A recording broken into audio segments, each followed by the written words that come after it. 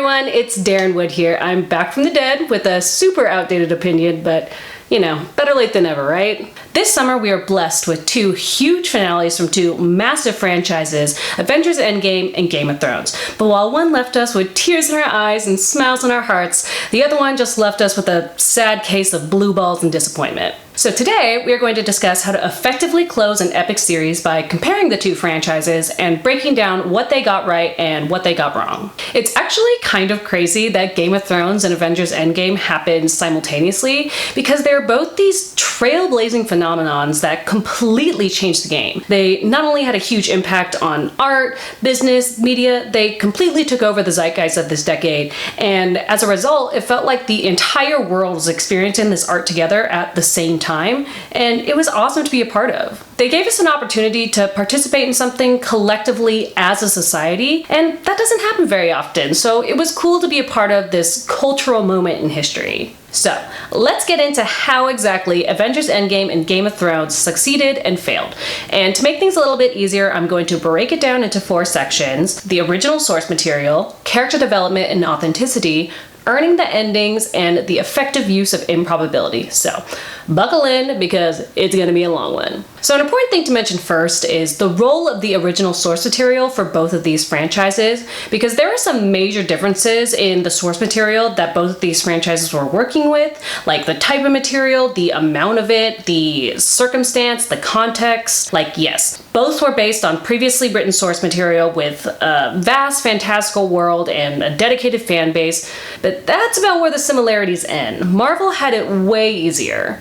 Marvel was basing their universe off of characters and stories that have been around for 60 years, some 80 years, and that's a shitload of stories to work with. But more importantly, over the years, these characters have had a lot of different writers, artists, editors contribute to their storylines, so while certain core character elements remain the same, the comic book audience is used to seeing their favorite characters explored in a lot of different ways, expressed in a lot of different voices, which was very helpful for the Marvel Cinematic Universe, because not only did it make the audience more open to creative freedom, it allowed Marvel to be able to lay out all the various iterations and assess, what worked, what didn't work, what stories were important and timeless, and what was open to change. And that's a huge creative advantage, because in addition to having thousands of different story ideas to take inspiration from, those stories that they're taking inspiration from have already been audience tested for decades. And by the way, improving on and taking inspiration from previous material is way easier than creating your own. And moreover, basing a movie off of a comic book is also easier because comics as a print medium are laid out very cinematically with their sequential art panels and short speech bubbles. They're very visual and action-based. I mean, just look at the Watchmen movie. Zack Snyder shot some scenes that were literally identical to the comic book panels, but only the cool ones, not the boring ones with like words and important story elements. But unfortunately for Game of Thrones, they're over here playing like a totally different ball game. They don't have decades of collaborative action-based material. They're like over here trying to bring a 3-page inner monologue to life from one of the most complex, intricate, intelligent fantasy novels of all time that also has an extremely devoted fan base and is also unfinished. Basically, everything was harder. They had a lot less to work with, a lot more work to put in, and they got into some complicated shit because they based their show off of source material written by someone highly intelligent who has spent 23 years researching, writing, and refining the stories he's created so far. Like, this is literally his magnum opus, and as a result, his novels have some of the best character development of all time.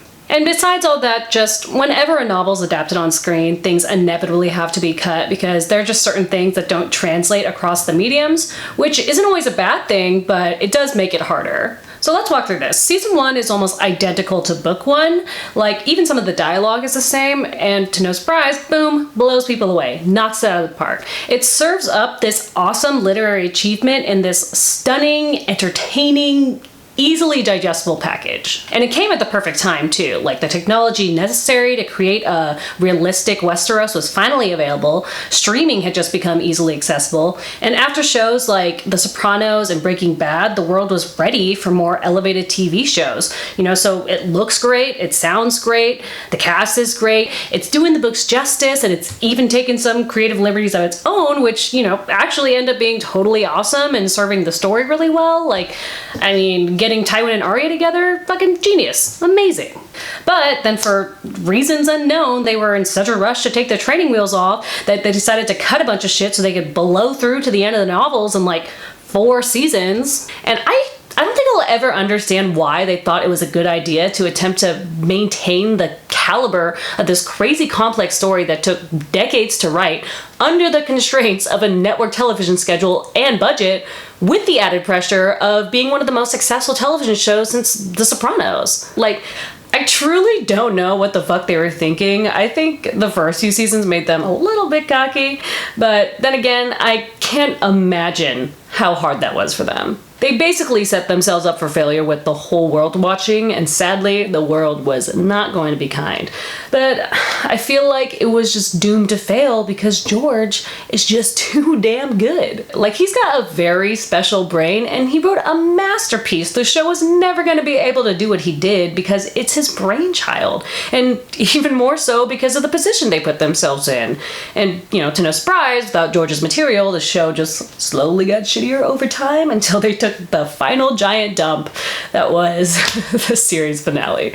And can I just say real quick, this isn't a big fuck you to Game of Thrones. I just wanted to point out that the failures made by Game of Thrones aren't just a reflection of just the writers, or the director, or the showrunners. I think it's unfair and frankly rude to hold one party solely responsible when there's 100 different factors that go into it, internally and externally, and sometimes completely out of their control. I know making Game of Thrones literally took a village. Have you seen the documentary? If you haven't, I recommend it 1000%. It was fantastic and astounding to see what they build and what all goes into it. Right now, I'm simply judging the package as a whole and how it played out. So, one of the ways a good adaptation will stay faithful to the source material while also having the freedom to do its own thing is by making sure they get the characters right.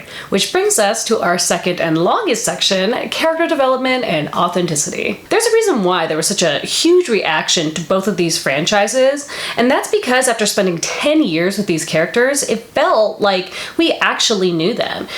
Just like real people, they had ups and downs, and they grew and they changed, and just like real relationships, they became more meaningful over time. And even more so for people who knew these characters from the original novels and comic books, so it's not surprising that people would feel as if they had a pretty good grasp of who these characters are and how that informs their actions based on, what they've been through, what they've done, what their values and circumstances are.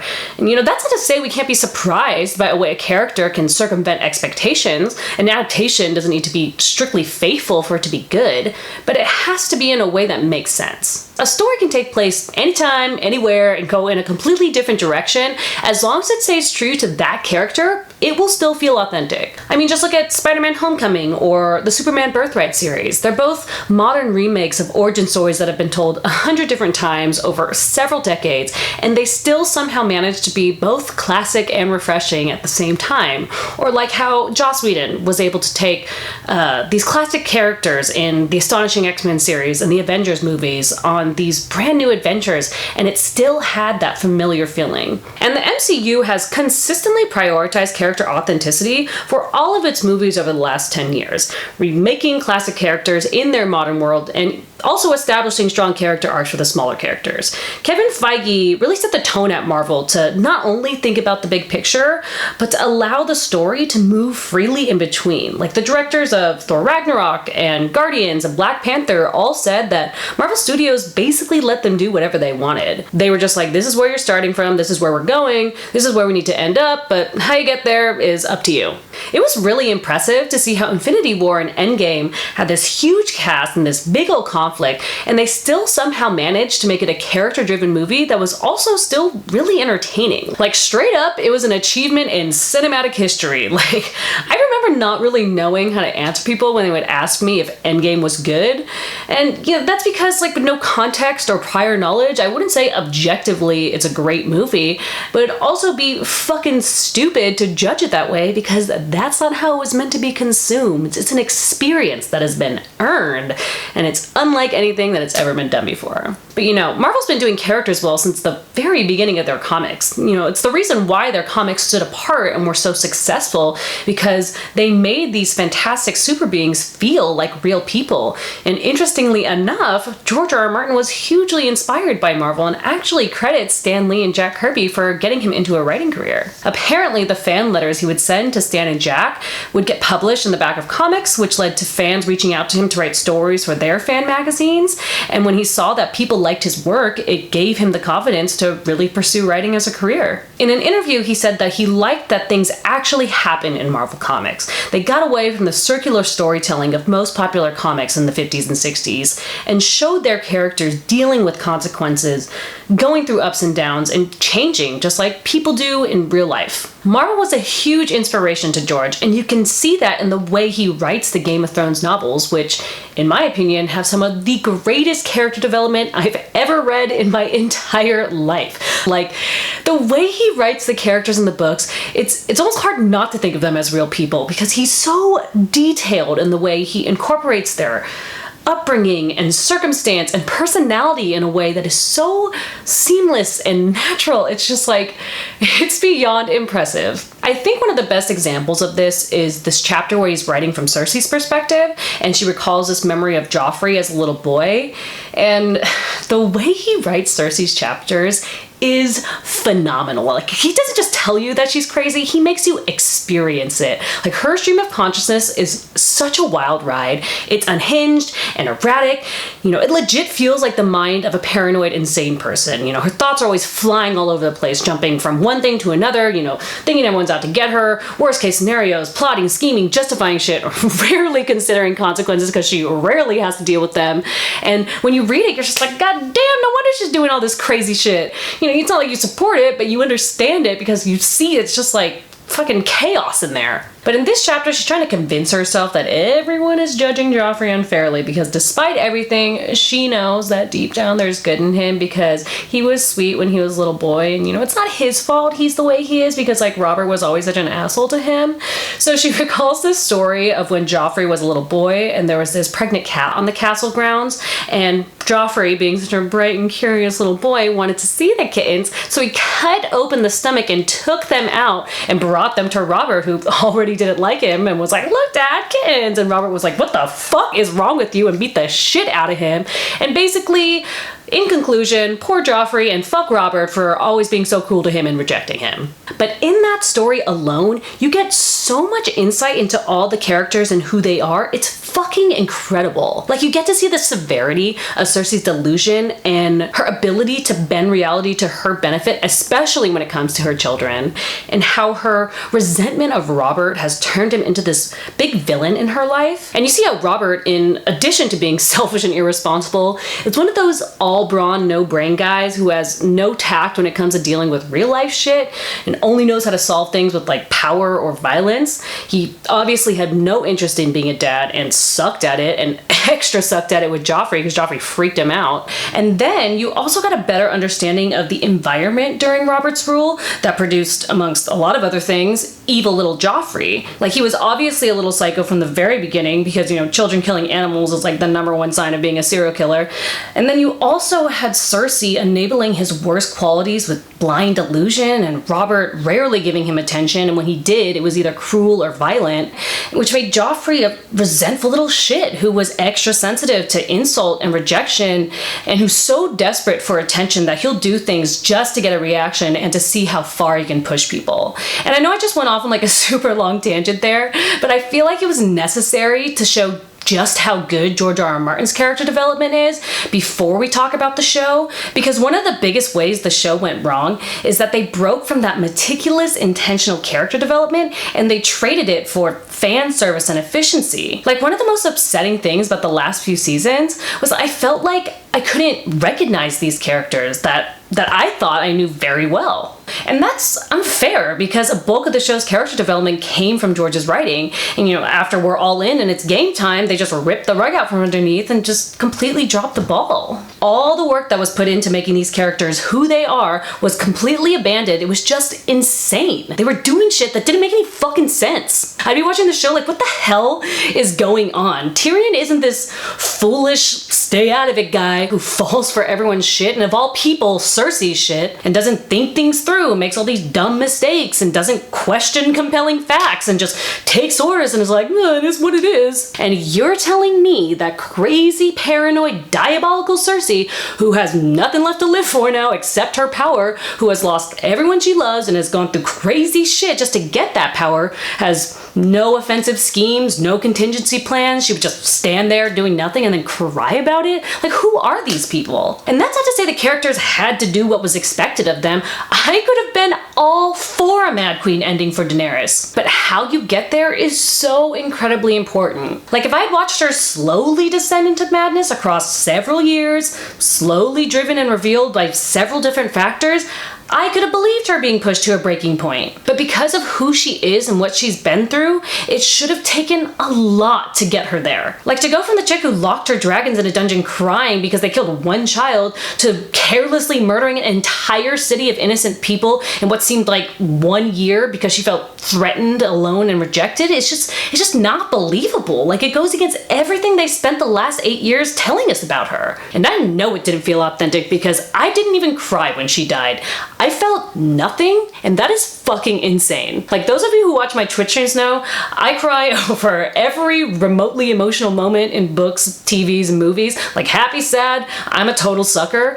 And to not feel anything when one of the main characters of the show with one of the biggest storylines dies was very telling to me. Like, it just felt so rushed and cheap and just wrong, man. And not only did it feel like we had been cheated, but it felt like a huge waste of time. Like, Jaime is my favorite character because his character development is one of the most interesting and unique that I've ever come across. Like, because he's not your average Grey character, Like, he's not an anti-hero. He's not a bad guy with a sad past. I don't even know how to explain him. His character just explores the complexities and contradictions and what makes a person who they are. Like you have this personality that you're born with that makes you who you are, but then there's also experience and circumstance and success and trauma and relationships and the people around you that can, affect who you truly are and, the decisions you make. And you can convince yourself that you're someone you're not, but then it's like your true self always finds a way of revealing itself. I don't know, it's just so interesting and so well done. And I was so excited to see how it was going to play out. And then they just plopped him right where he began with no effort to justify it with meaningful provocation or conflict or explanation. They're just like, nope, I love Cersei and I'm an asshole. And honestly, if I'm thinking about it, it's what upset me most about the series finale, and I'm getting upset just thinking about it right now. It was just another case of an ending not earned, which leads us to our third section, earning the ending. Like with any epic story worth its stones, both Game of Thrones and Endgame had endings that were both tragic and happy. And even though most people aren't expecting a happily ever after scenario, most people also aren't nihilistic masochists and want some kind of positive conclusion. So what about Endgame's finale made it more satisfying than the Game of Thrones finale? Well, Marvel struck that perfect balance. They had significant tragic consequences, but they still gave people some of what they wanted and expected, and the story and characters came to an authentic, logical conclusion that was well earned. Because, in order to make a story feel real, the losses should be just as great as the threat they're facing. And with the amount of collateral damage from a war of that magnitude, no one should be safe. Like, some main characters have to die. And with Marvel, we said goodbye to some longtime big players like Black Widow and Vision and, I guess, Loki and Gamora, or at least the versions we know of them, and, then of course, the daddy of the MCU himself, Tony Stark. And while the deaths were heartbreaking, they also made sense. But I want to emphasize again how important it was, how crucial it was, how they got there.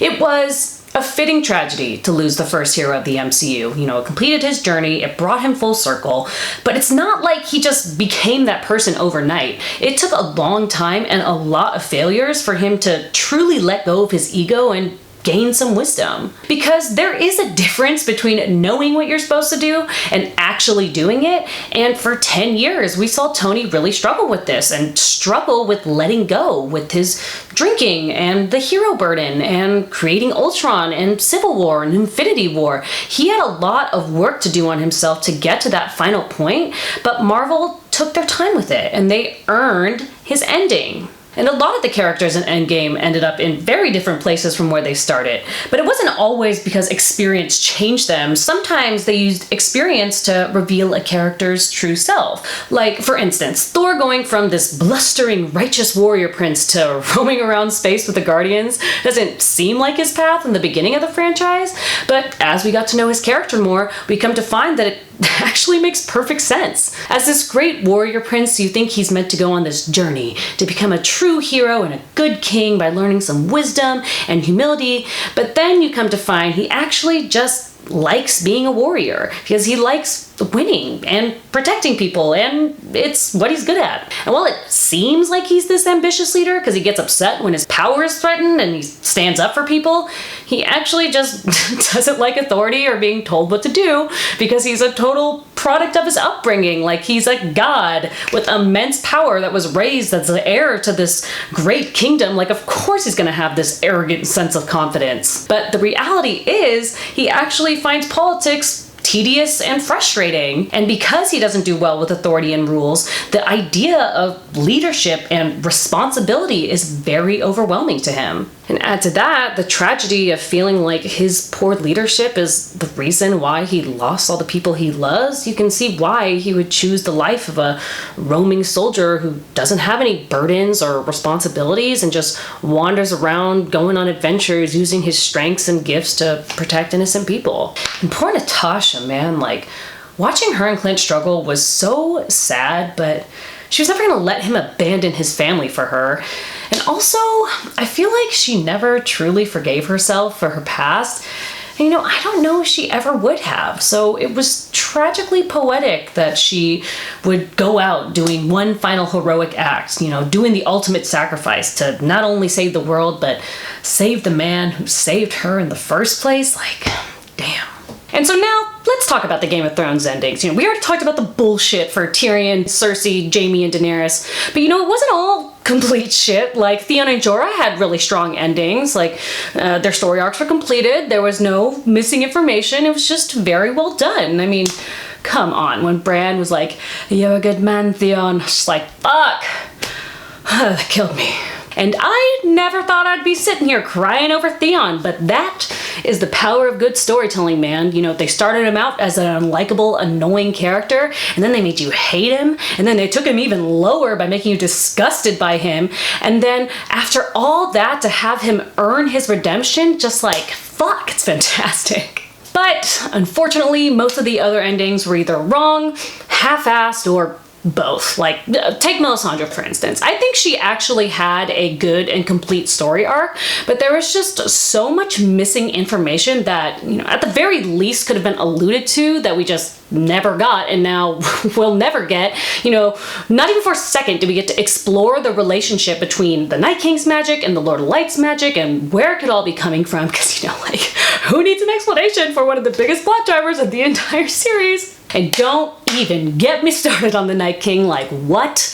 What the fuck? Like, after the Battle of Winterfell episode, me and my friends were like, oh, well, we'll probably get the backstory next episode because there's just no way they're not going to mention the mysteries they've been laying out for the last 8 seasons. And then we were like, okay, that's exactly what they're going to do. Like, not only did they rush to the ending, they also decided to just not give us the ending when they got there. Like, what the fuck? And then the send-offs for all the surviving characters were all so strange. Like, I don't even know how they thought we were supposed to be on board. Like, I could literally make an entire video on how weird the endings were alone, but I will try to list them briefly. That whole council scene was so ridiculous. It was hard to watch. Like, Bran becoming king was just weird as fuck. Like, did I miss the part where everyone realized how awesome he is? Like, I mean, I guess some of the lords know he's the three-eyed raven, but I'm sure a lot of them don't even understand what that really means. And the comic people are gonna get two shits about that. And like, all he's done the last few seasons is sit around like a robot saying that, you know, because he sees all, he doesn't really care about anything anymore. And then he's like, oh, wait,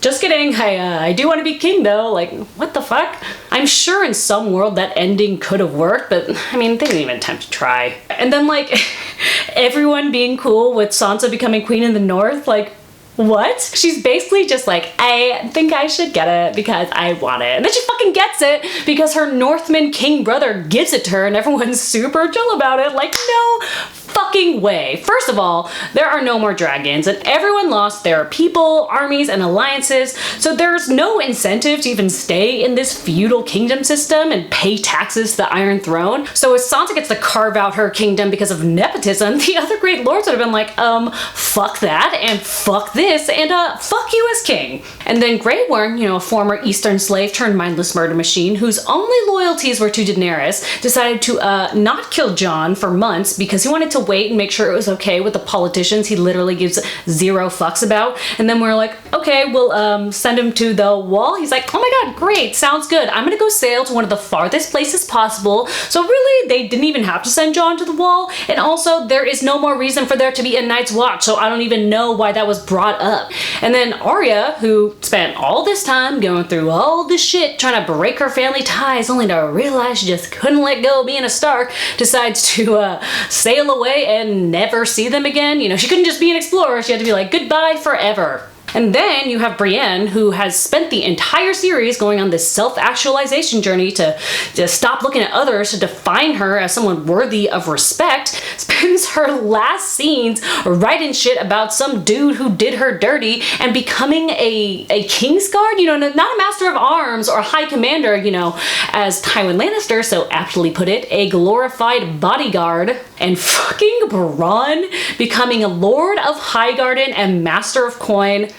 Are you fucking kidding me? That is the stupidest and most unqualified shit I have ever heard. And like, I mean, I guess Sam, Tyrion, and Davos are all where they're supposed to be, but also like Sam had a long ways to go before qualifying to become Grand Maester, and that last small council scene was so dumb. I just fuck you. Basically, it was just like, hey Bran, do you want to use that three-eyed raven wisdom to help us govern? And then Bran's like, no. And then, you know, insert comical banter where Bronn shows us he has no right to be sitting where he's sitting. And then you insert a corny title name drop. And then also for some reason, fuck you, Tyrion. But I had mentioned earlier how important it was that Game of Thrones and Marvel made their characters feel realistic. But another important element of their world building was that they also made their worlds feel realistic, which brings us to our last section, the effective use of improbability. Because both of these franchises were dealing with superpowers and magic and fantasy and advanced technology, they had to be careful because with those subjects, if it's too hard to understand or it's too crazy or it's not interesting, then the audience won't be on board and it can easily come off as silly or stupid. And especially with these big franchises because they have to appeal to those mainstream audiences. But that's part of the reason why they were both such game changers, because they got the whole world in on this fantasy shit. Like, nerd culture became mainstream. And part of that was because the necessary technology was finally available. Like, you know, comic books and fantasy and sci-fi novels aren't for everybody because it takes a certain willingness to suspend your imagination, to take it all in and find it entertaining. But when technology finally made it possible to realistically bring that shit to life, people didn't have to imagine anymore. They could just be entertained. And it was very smart of both Marvel and Game of Thrones to heavily invest in amazing visuals, because with the kind of material they were working with, if it wasn't stunning and lifelike, people would have totally dismissed it. And both franchises blew the world away with those visuals, man. It is insane what they created. But another way they got people on board amidst all this fantasy and sci-fi shit is that things were still very character driven. So it's not like the superpowers and the magic were driving the story. You know, obviously they were a big part part of the story, but it's not like it was giving the story its weight, you know? Like, you're not watching Game of Thrones because there's ice zombies and dragons. You're watching Game of Thrones because of all the compelling shit that's happening because there happen to be ice zombies and dragons. And that's what we're talking about here. To effectively use improbability, you know, the shit that doesn't exist, magic, superpowers, advanced technology, whatever, it has to fit into the story and improve the story, and it can't overshadow the story or invalidate the story. And there's a lot of parameters to make sure that happens. It has to feel like it's possible, that it's within our realm of understanding, or, you know, at the very least feel possible for that world. Like, it has to be in line with the other shit going on. And there also has to be a sufficient amount of conflict surrounding it. There have to be some weaknesses, you know, because like basically every story has conflict and resolution, but that conflict doesn't mean shit if there's no real danger or consequences. You know, like, people can suspend their imagination, but no one likes that cop-out Deus Ex Machina shit. You know, like when an incurable disease that has plagued an entire world for centuries is miraculously cured in one night by your favorite character for your other favorite character because they just happen to find that one book that for some reason no other Macer in the entire Citadel would acknowledge. You know, like that.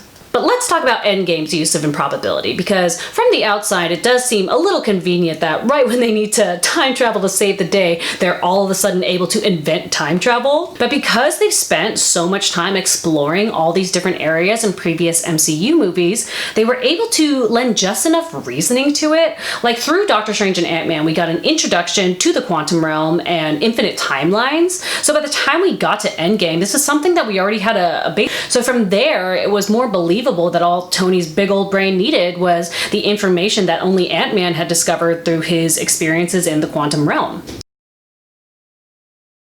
But what I loved most about it is that they didn't just leave it there and do the time travel thing that's been done 100 times where the main conflict is trying not to change the future. They went further into the improbable technology, but in a way that made it more logical and also provided really excellent opportunities for the story. And honestly, I thought they did an excellent job of explaining it. I love that they brought back the original Sorcerer Supreme, you know, someone who knows some shit and who's seen some shit, to explain it with her magical 3D PowerPoint presentation. And I loved how they poked fun at like how many times a time travel trope has been done.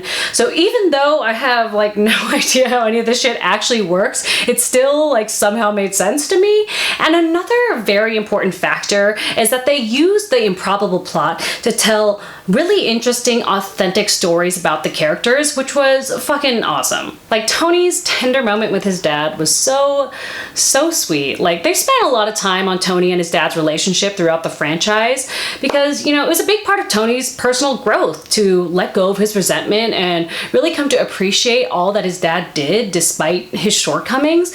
And it was so goddamn wholesome to see him finally unburden his guilt of realizing this all too late and never really being able to tell his dad how much he loved him. And Thor having that great moment with his mom, who, by the way, was awesome in this movie. Like, I feel like this is the character development she was supposed to have, because that's actually one of my biggest complaints of Thor Dark World. Like, they spent all this time making her death and funeral this huge deal when the movie spent like no time actually making you care about her. But in this movie, you're like, oh, okay, so she was raised by witches, so she's incredibly sharp and intuitive, and you can just kind of see how she shaped their lives, you know? Like, she could always see through Loki's deception and Thor's dismissal of his feelings and Odin's dutiful coldness. Like, she was the glue that held them all together, and poor Thor was losing it, man, and he needed his mom. And it was really great to see Thor finally accept that he doesn't want to be king and that he doesn't need to be.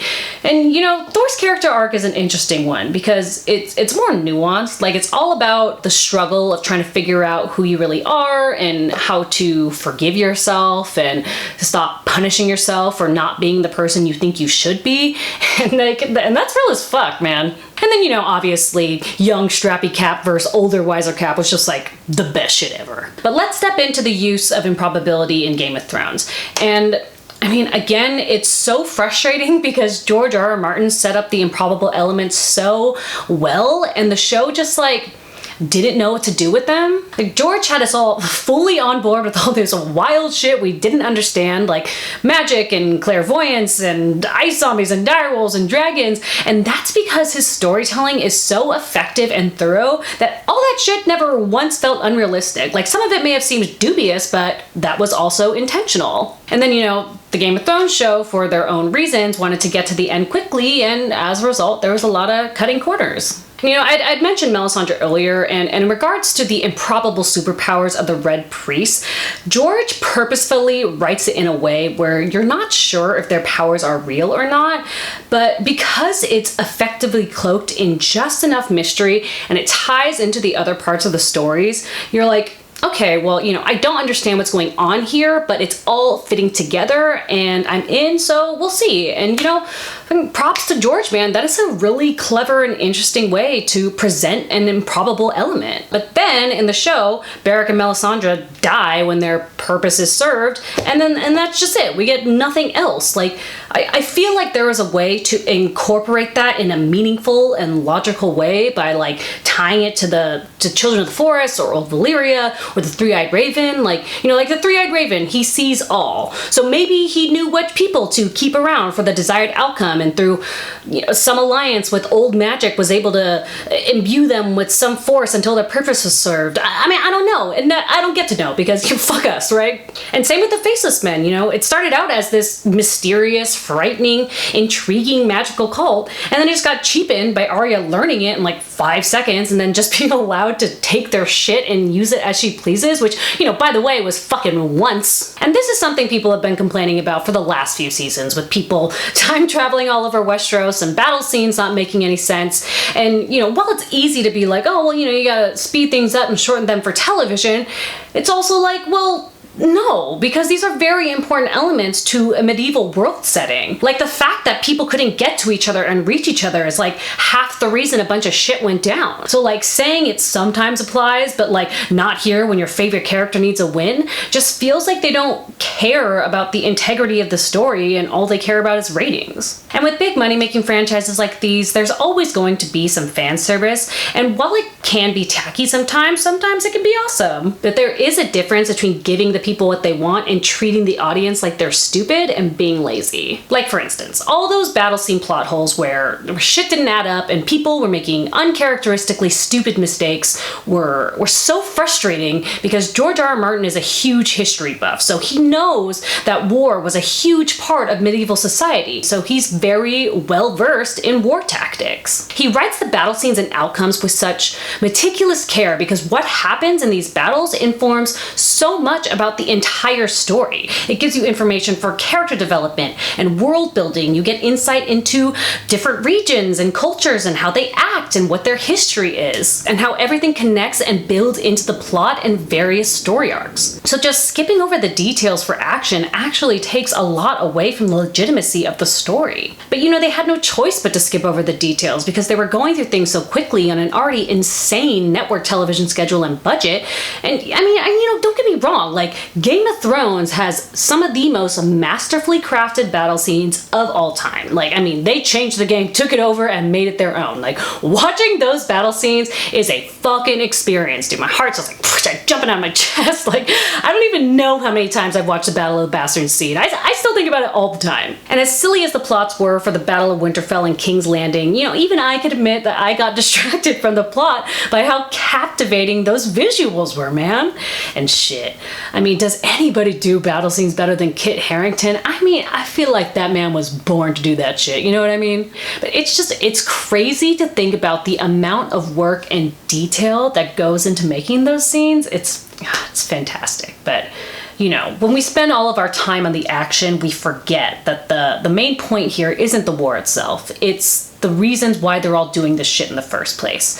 And it just gets to a point where the stakes become less meaningful because there really is no line of reason. But if I could sum up this video in one sentiment, it's the value of taking your time to do things properly. And that's all I got for today. So let me just end with this. I know I talked a lot of shit today, but I love Game of Thrones, like to an alarming degree. And I truly am so grateful for the show. It has brought me so much joy over the years, and joy that I've shared with the people that I love. Game of Thrones created so many memories for me that I will literally cherish for the rest of my life. I mean, like, part of the reason why I'm so upset is because, you know, I'm sad to see it end. So just thank you to Marvel and Game of Thrones for everything you gave us. The world will never be the same. Thank you guys so much for watching. Like, seriously, thank you so much for watching, because if you're watching right now, I cannot believe it, and I definitely don't deserve it. That's for damn sure. I know I haven't posted in over a year, but as some of you know from following me on social media, this has kind of been like one of the worst years of my life. But getting back into this was kind of a personal hurdle of mine. So thank you for indulging me, and I hope to put out more videos in the future. So yeah, so like and subscribe, follow me on the stuff and the things, and I'll see you next time.